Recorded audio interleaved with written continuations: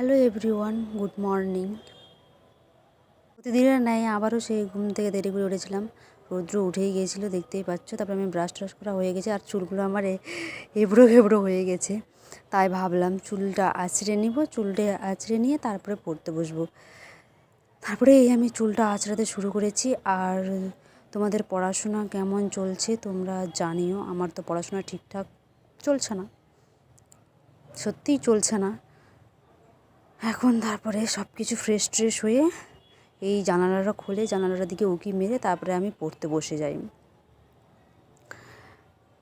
একজন আমাকে জিজ্ঞেস করেছ যে মানে কিভাবে পড়লে পড়ায় আর কি মন দিতে পারবো। তার হয়তো পড়ায় মন বসে না, হ্যাঁ সে সচরাচর তাই হয়। আমারও যেমন প্রথম পড়ায় মন বসতো না, আমি অনেক দিন পর পড়ছিলাম বোর্ডে, আমার পড়ায় মন বসছিল না। একটা গল্প বলি। আমাদেরকে স্যার যেটা বলেছিল আমি সেটাই বলছি, কারণ আমাদের স্যার আমাদেরকে সবসময় মোটিভেট করে তো, আর বাস্তব কথা তুলে ধরে আমাদের সামনে। এবার বাস্তব কথা তুলে ধরলে আমরা তো সেটা বাস্তবের সঙ্গে রিলেট করতে পারি, তাই আমাদেরকে স্যার বাস্তব কথাই তুলে ধরে। কথাটা হচ্ছে যে স্যার বলেছিল যখন তোমাদের পড়তে ইচ্ছে করবে না, ধরো যে আমাকে বলেছিল তার যখন পড়তে ইচ্ছে করবে না, সে ভাববে যখন আমার বাবা মায়ের কিছু হবে। হ্যাঁ, এবার আমার বাবা মায়ের কিছু হলে আমি বাবা মাকে, আমার কাছে যদি টাকা না থাকে তাহলে আমি কোথায় চিকিৎসা করাবো? সরকারি হসপিটালে।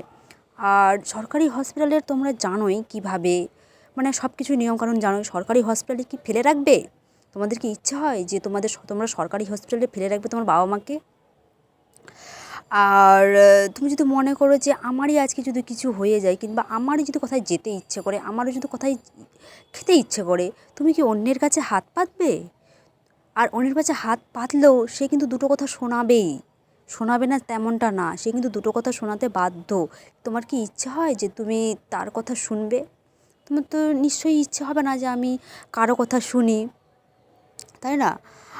আর তখন তো তোমার একটাই মনে হবে যে হ্যাঁ, কাশ আমি যদি নিজে কিছু করতাম, তো তাহলে আমাকে কারো কাছে আজকে হাত পাততে হতো না। হ্যাঁ, তখন কিন্তু এটা মনে হবে, কিন্তু তখন তো ভেবে কোনো লাভ হবে না, তাই না? আর সবথেকে বড় কথা হচ্ছে যে বাবা মার যদি কোনো কিছু হয়ে যায়, আমি কি সরকারি হসপিটালে ফেলে রাখবো? কখনোই না। আমার কাছে যদি টাকা থাকে, আমি প্রাইভেট নার্সিংহোমের চিকিৎসা করাতে পারবো, সঙ্গে সঙ্গে সব কিছু করতে পারবো, তাই না? এইভাবে ফেলে রাখতে পারবো না কখনো। চোখের সামনে দেখতে পারবো, কিন্তু ফেলে রাখতে তো পারবো না।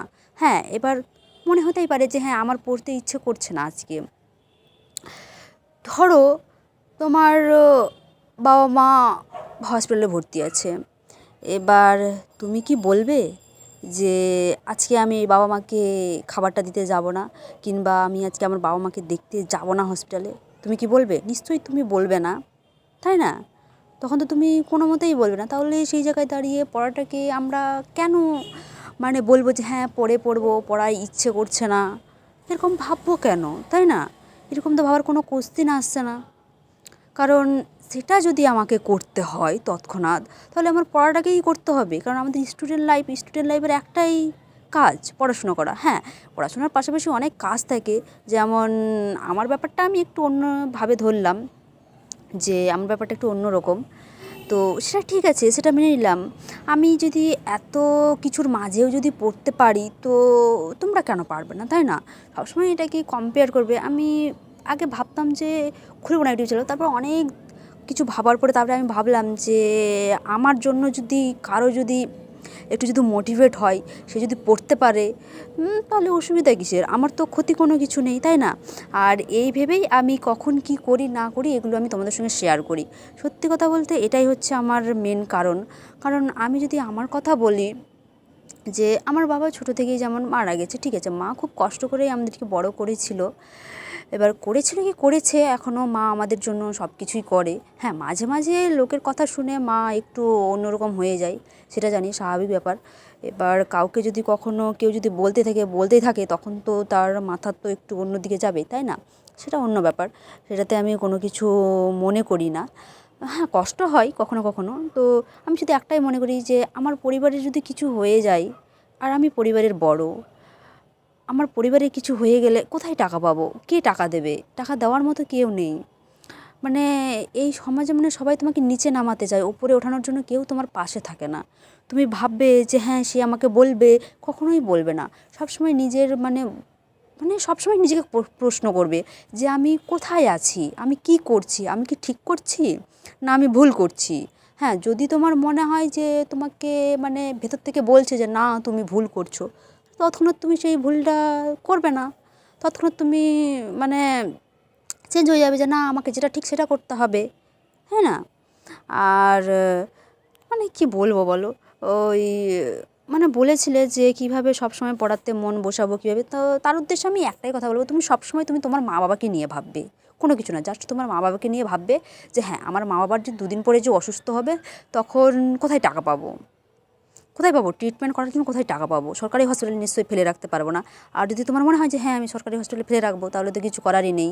আর ধরো তোমারই কিছু হলো, তখন তুমি কি সরকারি হসপিটালে পড়ে থাকবে? থাকবে না নিশ্চয়ই। তোমার কাছে যদি টাকা থাকে তুমি নিশ্চয়ই প্রাইভেটেই মানে চিকিৎসাটা করাতে পারবে, যেটা আমি কলকাতায় দেখেছি। আর সত্যি কথা বলতে কি, আমি কলকাতায় 3 বছর থেকেছি, তো 3 বছর থেকে আমি অনেক কিছু শিখতে পেরেছি, অনেক কিছু মানে অনেক কিছু শিখতে পেরেছি। সত্যি কথা বলতে আমার একবারে গ্রামের বাড়ি, একদম গ্রামে বাড়ি। তোমরা হয়তো অনেকে ভাববে যে আমার এখানেই বাড়ি কলকাতায়, কিন্তু না, আমার একদম গ্রামে বাড়ি, প্রপার গ্রামে বাড়ি আমার। কারণ আমাদেরকে সব কিছুই করতে হয়, চাষবাস সব কিছুই করতে হয় আমাদের, এখনও চাষবাস আছে। আমি বাড়িতে গেলে এখনও আমি চাষবাস মানে সব কিছুই কাজ করি, বাড়িতে গেলে এখনও করি সব কাজ। তো সেই জায়গায় দাঁড়িয়ে আমি যদি করতে পারি, তাহলে তোমরা কেন পারবে না, তাই না? সবসময় নিজেকে মানে নিজেকে নিয়ে একটা একটা মানে জেদ রাখবে। আর সত্যি কথা বলতে কি, নিজের যদি ইচ্ছে না থাকে না, খিদে না থাকলে কোনো কিছু হয় না। যেমন যদি তোমার খিদে পাই, তাহলে তোমাকে তো ভাত খেতে হবে, তাই না? এবার তোমার যেমন খিদে পেলে তুমি ভাত খাচ্ছ, এবার তোমার তো একটা কাজের দরকার, এবার কাজের দরকার জন্য তোমার তো এমনি মুখ দেখে কাজ দেবে না, তাই না? তো সেই জায়গায় দাঁড়িয়ে তোমাকে তো পড়াশোনাটা করতেই হবে, সব সময়ের জন্য তোমাকে পড়াশোনাটা করতে হবে। আর সত্যি কথা বলতে আমি মাঝে মাঝে ডিমোটিভেট হয়ে যাই, কিন্তু আবার ভাবি আমি ডিমোটিভেট হলে তো হবে না, কারণ আমার বোন আছে। আমার বোন কখনো আমার কাছে টাকা চায়, যেমন আজকেই চেয়েছিল কিন্তু দিতে পারিনি, খুব কষ্ট লাগলো যে আমি কাজ করেছিলাম তো সেখান থেকে আমাকে দেয়নি, তো বোনকে দিতে পারলাম না, কষ্ট লেগে গেল আমার। কারণ বোন তো আমার কাছে এমনি চায় না, ঠিক পড়াশোনার জন্যই চাই। আর কি বলবো তোমাদেরকে বলো, আর কিছু তো বলারই নেই আমার এই জায়গায় দাঁড়িয়ে। আমি জাস্ট এতটুকুই, কারণ একজন আমাকে বলেছিল তো যে বলো দিদি কীভাবে নিজেকে সবসময় মানে কীভাবে পড়াতে মন বসাতে পারবো, তার উদ্দেশ্যে তো বলেই দিলাম। এবার এখন আর বাকি কিছু আমার মাথায় আসছে না, যদি আসতো তাহলে আমি অবশ্যই বলে দিতাম। আর একজন আমাকে বলেছিল যে আমি বাবা মায়ের সঙ্গে থাকি না। আমার সত্যি কথা বলতে আমার বাবা ছোটো থেকেই মারা গেছে। আমার যখন মনে হয় 5 বছর বয়স, তখনই আমার বাবা মারা গেছে, ছোটো থেকেই বাবা মারা গেছে। আর যদি মা আছে, এখন আমরা বাড়িতে 4জনেই আছি, আর ঠাকুমা তো এই মারা গেছে, কি বলবো আর। এই হচ্ছে আমার কাহিনী। আর তোমাকে একটাই উদ্দেশ্যে বলবো যে তুমি সবসময় নিজের মনকে প্রশ্ন করবে যে তুমি কি করছো, তুমি যেটা করছো তুমি কি ঠিক করছো না ভুল করছো। কারণ সবসময় মনকে বললে মন কখনোই তোমাকে খারাপটা বলবে না, কারণ সবসময় সঠিকটাই বলবে, মন কখনো খারাপ বলে না, তাই না? আর কি বলবো, এটাই বলার ছিল। আর আমার তো সেরকম কিছু বলার নেই। আর আমার আজকে মানে আমি তো দুপুর পর্যন্ত পান্তাই খেয়েছিলাম, আর সন্ধেবেলা ভাত রান্না করেছিলাম, গরম গরম ভাত করেছি, তারপরে সন্ধেবেলায় খেয়েছি।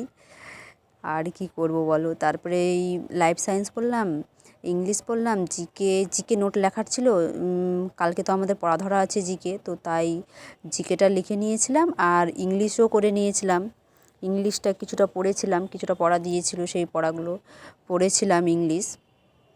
কারণ ইংলিশ পরীক্ষায় নাম্বার কম পেয়েছি বলে ইংলিশটাকে খুব ভালোভাবে করেছি। তারপরে অঙ্কটাকেও প্র্যাকটিস করে নিয়েছিলাম, অঙ্কটাকে প্র্যাকটিস করে তারপরে আমি সবার শেষে ফিজিক্যাল সায়েন্স নিয়েছিলাম। আর আজকে আমাদের তো হচ্ছে অঙ্ক ক্লাস, সেটা তো আমরা জানি সবাই, কারণ অঙ্ক ক্লাস তো করতেই হবে আমাদেরকে, তাই না? আর পড়াশোনা ঠিকঠাকভাবে হচ্ছে না, সত্যিই হচ্ছে না। তো ভেবেছি কালকে আমাকে যেই করেই হোক সকালে উঠবো, সে যাই হয়ে যাক না কেন। কারণ প্রতিদিন তো মানে সূর্য উঠে তারপরে আমি উঠি সেরকম তো সম্ভব না। 7টা 8টা থেকে ঘুম থেকে উঠি, তো ভেবেছি যে সেরকম সম্ভব না কখনোই 7টা 8টা থেকে, তার আগেই আমাকে ঘুম থেকে উঠতে হবে।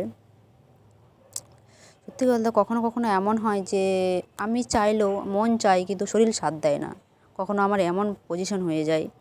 কিন্তু সেই জায়গায় দাঁড়িয়ে সেটা দেখলে তো হবে না, কারণ এবার আমাকে লাস্ট অপশন, এবার তো আমাকে চান্স পেতেই হবে। কি বলবো আর বলো। আর বাড়ি থেকে তো যেই ফোন করে সেই বলে বিয়ে কর, বিয়ে কবে করবি, 25 পড়ে গেছে। ভালো লাগে না কিছু, আর সত্যিই ভালো লাগে না কিছু। মাঝে মাঝে মনে হয় যে কোথাও পালিয়ে যাই। আমার সত্যি মাঝে মাঝেই মনে হয়, এই 2-1 দিন পর পরই মনে হয় যে কোথাও পালিয়ে যাই, পালিয়ে গেলে শান্তি। কিন্তু পরে আবার এটাও ভাবি পালিয়ে গিয়ে কোথায় যাব, সেই তো আমাকে আবার পড়তেই হবে। তার থেকে ছাড়ো ওই সব চিন্তা, আমাকে পড়তেই হবে ভালো করে, আর কিছু করার নেই। লাস্ট অপশন এটাই, পড়াশোনা। আর সত্যি কথা বলতে পড়াশোনা ছাড়া না কিছুই নেই। আর আমি তাদেরকে সবথেকে লাকি মনে করি যাদের বাবা মা সবসময় বলে যে তোমাদেরকে সব কিছু দেবো, তোমরা পড়ো। এবার তারপরেও তারা পড়তে চায় না। কিছু কিছু আছে ফ্যামিলি যে তারা পড়তে চায় না, আর আমরা পড়তে চেয়েও কখনো কখনো পড়তে পারি না ঠিকঠাকভাবে। আমরা চাই কিন্তু পারি না পড়তে, কিন্তু কিছু করার নেই। তাদের উদ্দেশ্যে একটাই কথা বলবো যে তোমার বাবা মা যখন চাইছে তো তোমরা একটু ভালোভাবে পড়ো, সেটাকে কাজে লাগাও। কারণ শুধু শুধু টাইমটাকে নষ্ট করে না কোনো লাভ নেই। টাইম একবার চলে গেলে সেই সময় আর কখনোই ফিরে আসে না, কখনোই না। তুমি মিলিয়ে দেখবে যে এই সময়টা চলে গেছে, সেই সময়টাকে তুমি কি ফিরে পাবে? ফিরে পাবে না। তাই সেই সময়টাকে কাজে লাগানোর চেষ্টা করো সব সময়। মানে ঠিক আছে ভবিষ্যৎ নিয়ে ভাববে, কিন্তু বর্তমানে কিন্তু সবসময় কাজে লাগাতে হয় না, তাই না? আমাদের কাছে কিছুই থাকে না। আমাদের কাছে হচ্ছে যে পরিশ্রম ছাড়া আর কিছুই থাকে না আমাদের হাতে, বাকিটা উপরওয়ালার হাতে। উপরওয়ালা যা দেওয়ার দেবে, কিন্তু কর্ম তো নিজেকেই করতে হবে, তাই না? কর্মটা যদি না করি তাহলে কীভাবে হবে? আর আমাদের স্যার তো আমাদেরকে সবসময় মোটিভেট করে, তাই আমাদের খুব ভালো লাগে। আর কি বলবো, কারণ সত্যি এরকম স্যার মানে স্যার পাওয়া লাকি মনে করি নিজেকে।